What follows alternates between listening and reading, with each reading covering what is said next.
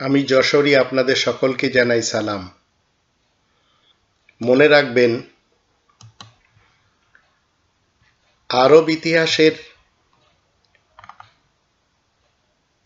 Prophet সাহেব সৃষ্টিকর্তা নন, তাই ইসলামে তার কোনো হুকুম চলতে পারে না, তবে ধর্মজগতে তার হুকুম চলে প্রত্যেকটি সেক্টরে।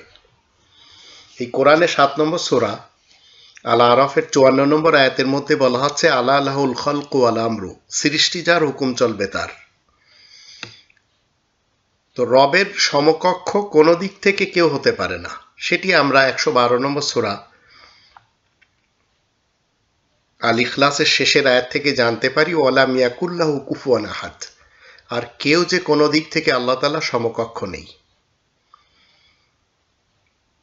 এখন এই যে হিদায়াতের গ্রন্থটি আপনারা আমার হাতে দেখছেন, এটি হচ্ছে কিতাবে মূসা, 46 নম্বর সূরা আল আহকাফের 12 নম্বর আয়াত মতে, ওমিন ক্বাবলিহি কিতাবু মূসা ইমামান ওয়া রাহমা।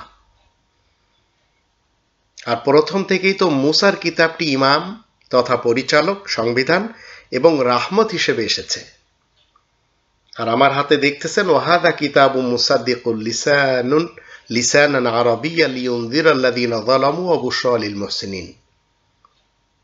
আর এটাই তো সেই কিতাব যা স্পষ্ট ভাষায় প্রমাণ করে যেন জালিমদেরকে সতর্ক করা যায়, আর উত্তম কর্মকারীদের জন্য এ যে সুসংবাদ দানকারী। তো এই আয়াতগুলি আপনাকে আমাকে কি শিক্ষা দিল? সৃষ্টি যার, হুকুম চলবে তার। আপনি কোনো মানুষকে হুকুমদাতা মানতেই পারবেন না। যদি মানেন, তাহলে মনে রাখবেন আপনি হবেন মুশরিক। আর 5 নম্বর সূরা আল মাইদার 72 নম্বর আয়াত মতে, ইন্নাহু মাইয়ুশরিক বিল্লাহ ফাকাদ হারামাল্লাহু আলাইহিল জান্নাহ। যে ব্যক্তি আল্লাহ তাআলার সাথে শিরিক করবে, তার জন্য জান্নাত হারাম করে দেওয়া হয়েছে।